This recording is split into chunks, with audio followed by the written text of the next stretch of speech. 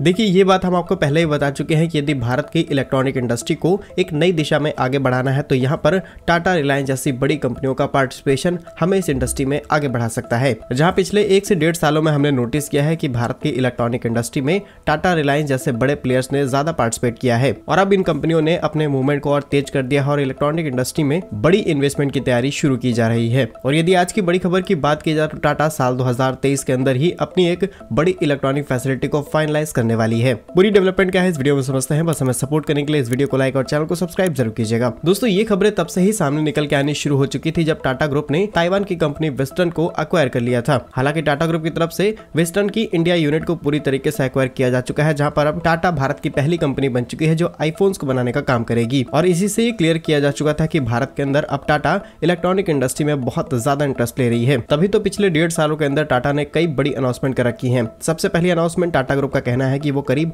1.58 billion US$ की investment करके गुजरात के अंदर अपने एक lithium ion cell battery factory को सेटअप करेंगे। ऑलरेडी इसके ऊपर ग्राउंड पर काम शुरू हो चुका है और कुछ ही सालों में ये फैक्ट्री पूरी तरीके से तैयार हो जाएगी, जहां पर Tata made in India lithium ion cells को बनाने का काम शुरू करेगी। इन सेल्स को हम बड़ी मात्रा में चाइना से इंपोर्ट कराते हैं। इसके अलावा टाटा ने कहा कि हम 200 करोड़ रुपए की इन्वेस्टमेंट करके semiconductor testing and packaging unit Kolar district के अंदर सेटअप कर रहे हैं, जहां पर इलेक्ट्रॉनिक इंडस्ट्री में भारत को कुछ हद तक इंडिपेंडेंट बनाया जाए। और ऑलरेडी टाटा ने यहाँ पर भी काम शुरू कर दिया है। और सिर्फ भारत ही नहीं बल्कि टाटा ने अपने कदम अब इंटरनेशनली भी बढ़ा दिए हैं। जहां पर टाटा ग्रुप ने रिसेंटली अनाउंसमेंट की थी कि उन्होंने यूके में एक बहुत बड़ा कॉन्ट्रैक्ट रिसीव किया है, जहां पर वो इलेक्ट्रिक कार्स में लगने वाली लिथियम बैटरीज को बनाएंगे और यूके में एक नई फैक्ट्री सेटअप की जाएगी। ये यूके की काफी बड़ी इन्वेस्टमेंट थी जो टाटा ग्रुप की तरफ से यूके में की जा रही थी। फिलहाल ये तो रही हिस्ट्री के बाद, लेकिन अब टाटा ने जो बड़ी अनाउंसमेंट की है वो ये है कि टाटा अब भारत के अंदर एक नई यूनिट सेटअप करने जा रही है, जहां पर सेमीकंडक्टर चिप्स की assembling, testing, monitoring and packaging की जाएगी। और ये सारे प्रोसेस वो हैं जिनसे ही किसी देश के अंदर इलेक्ट्रॉनिक इंडस्ट्री आगे बढ़ती है।